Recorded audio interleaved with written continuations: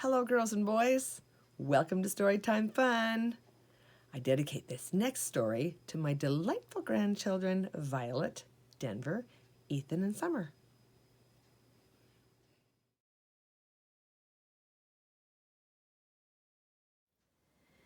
Today's stories are in the book called My Christmas Treasury. And our first poem starts off, and it's called Don't Look by Katherine Jackson.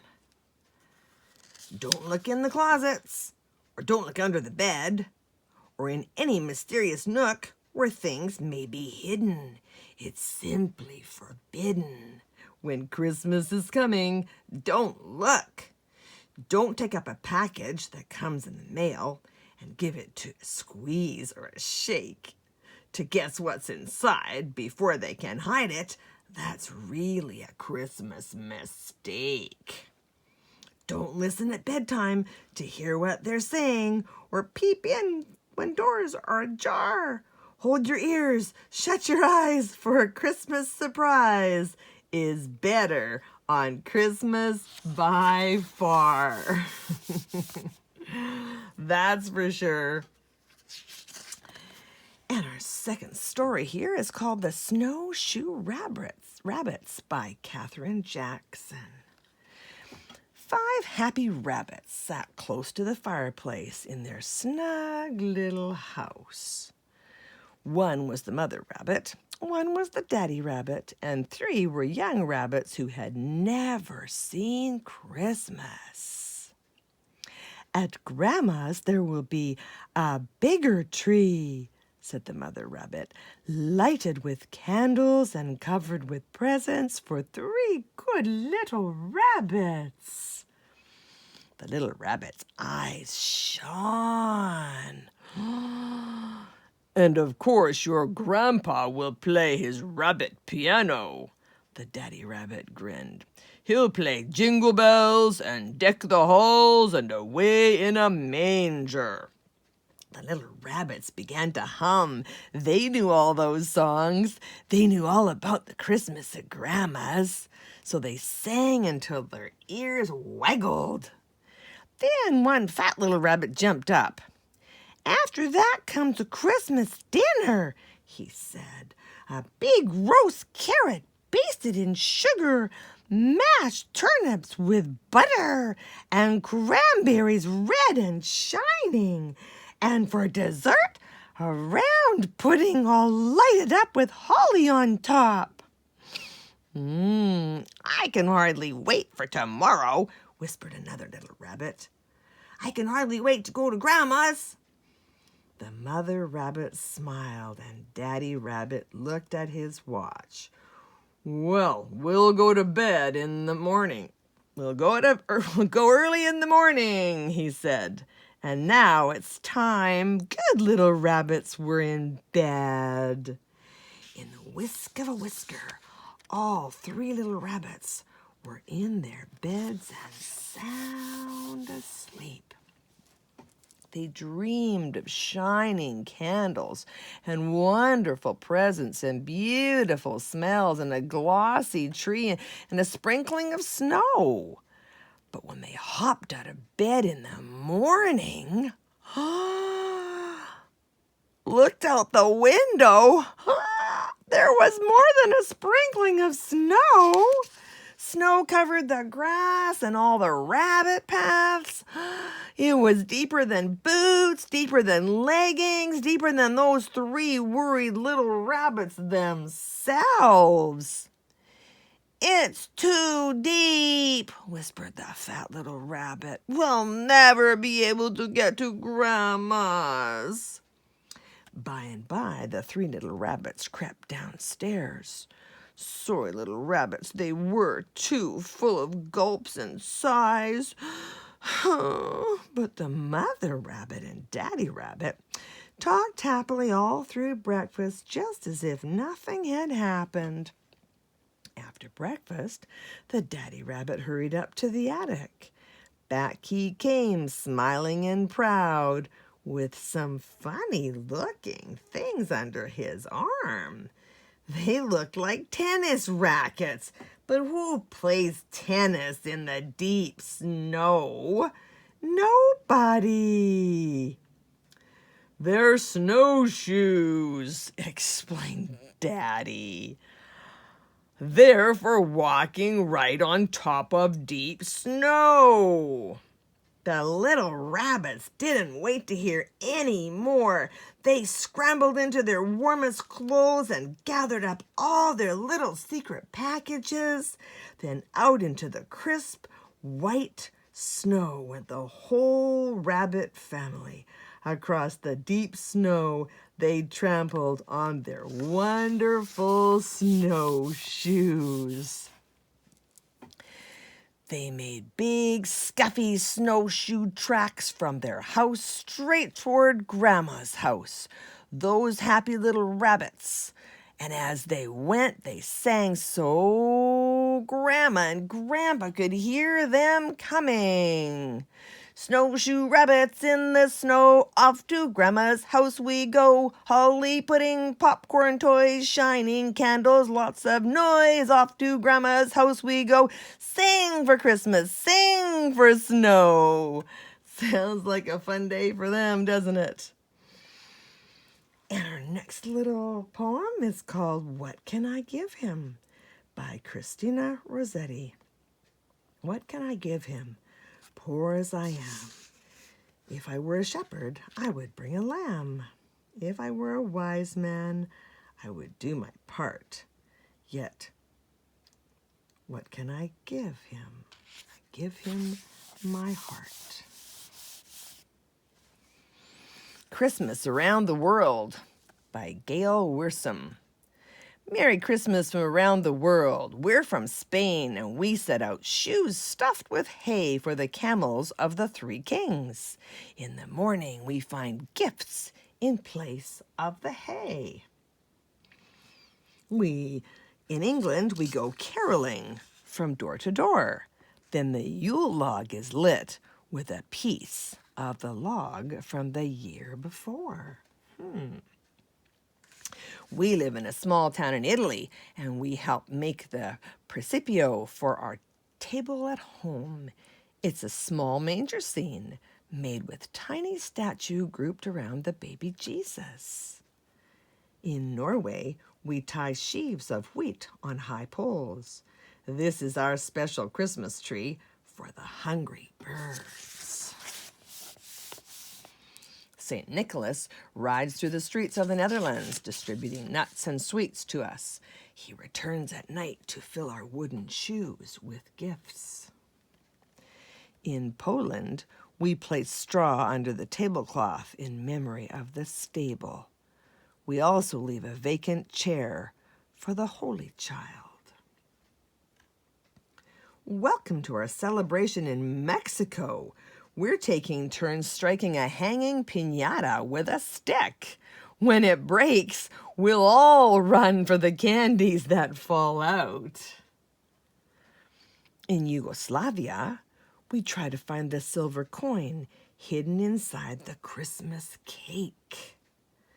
The coin brings good luck to whoever who finds it.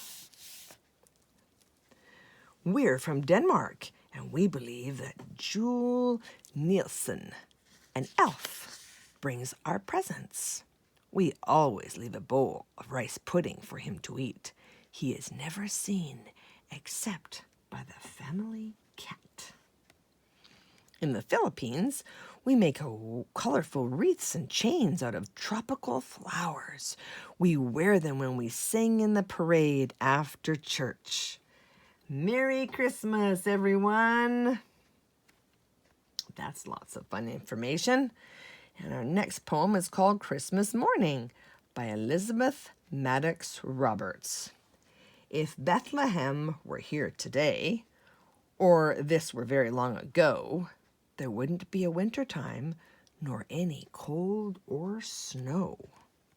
I'd run out through the garden gate and down along the pasture walk, and off beside the candle barns, I'd hear a kind of gentle talk. I'd move the heavy iron chain and pull away the wooden pin. I'd push the door a little bit and tiptoe very softly in. The pigeons and the yellow hens and all the cows would stand away. Their eyes would open wide to see a lady in the manger hay.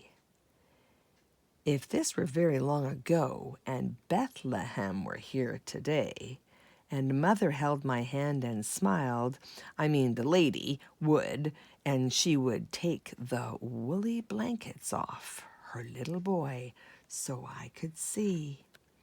His shut-up eyes would be asleep, and he would look just like our John, and he would be all crumpled too and have a pinkish color on. I'd watch his breath go in and out. His little clothes would all be white. I'd slip my finger in his hand to feel how he could hold it tight.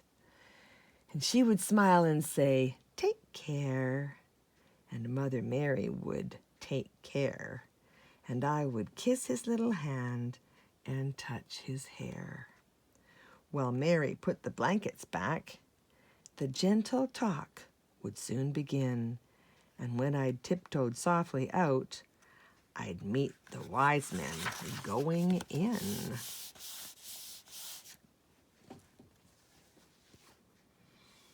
And now we have a Mary. And the answers to all these little riddles spell Christmas. So the answer's down here in the corner. We'll go closely to it when you look at it later, but not now. Right now, we're going to see if you can guess these wonderful, fun riddles by Gail Wearsome. Look at the picture and answer each riddle. The answer spells a merry message. Number 1, my coat is wax. My cap's a flame. I wonder, can you guess my name? Number 2, I've pointed leaves and many a berry to deck the halls and make them merry. Number 3, once each year I pull the sleigh to bring you gifts on Christmas Day. Number 4, I'm long and sharp and cold. That's me. I hang from every roof and tree. I'm sure you can guess. Number 5, I'm placed atop the tree so high, I almost reach my home, the sky. Number 6, I'm draped in tinsel and colorful balls. I'm waiting proudly when Santa calls. Number 7, my berries are white and my leaves are dark green. A kiss you'll receive if beneath me you're seen. Number 8, my gown is white. The harp I hold is made of cardboard and painted gold. And the last piece to the puzzle is number 9. I carry lots of games and toys for all good little girls and boys. Okay, so you want to stop it now if you don't want to see the answers, because I'm going to show you the answers after you've guessed and maybe written them all down, okay? There is the answers, are the answers. It'd be easier that way. There you go. I'm sure you got them all. Our last story comes up with called The Lights on the Christmas Tree by Florence Page Jakes.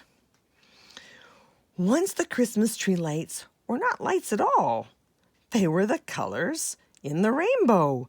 Just an everyday rainbow. You know, the good kind you see in the sky after it rains. When Santa Claus made the very first Christmas tree, it was easy to see that he needed a rainbow for a decoration because he had only white decorations. He lived at the North Pole, and then, as he does now, and when he had powdered the tree with snow and hung icicles all over it and tied snowballs on it on the ends of the branches, he looked at it and said, "No, it's pretty, but it ought to have some color on it. It needs some red and green and blue and gold." "Oh, Santa Claus," said the littlest white bear, "let's put a rainbow on it." "That's just what it needs," Santa Claus agreed. "I'll send the biggest white bear to get one." "Oh," said the littlest white bear. He was so disappointed that tears came to his eyes. "I was the one who thought of the rainbow. I thought you might let me find it." "All right then," Santa Claus said kindly, "but you must be very careful. Rainbows are easy to break, you know. You must take care not to drop it." "Oh, I will be careful," promised the littlest bear, and he ran and ran on his fat little legs till he found the most beautiful rainbow. Then he picked it and hung it over his back and went home to Santa Claus walking very carefully. He walked safely past the snowfields and safely past the icebergs and safely past the slippery slides, and at last he came to Santa Claus's steps. He saw Santa Claus in the doorway waiting.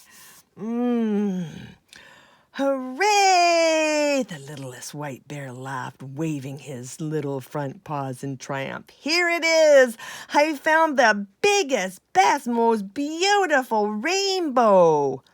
And just then, both his back feet slipped and boom! He fell on his back. Oh! And the rainbow was broken into 1,000 pieces.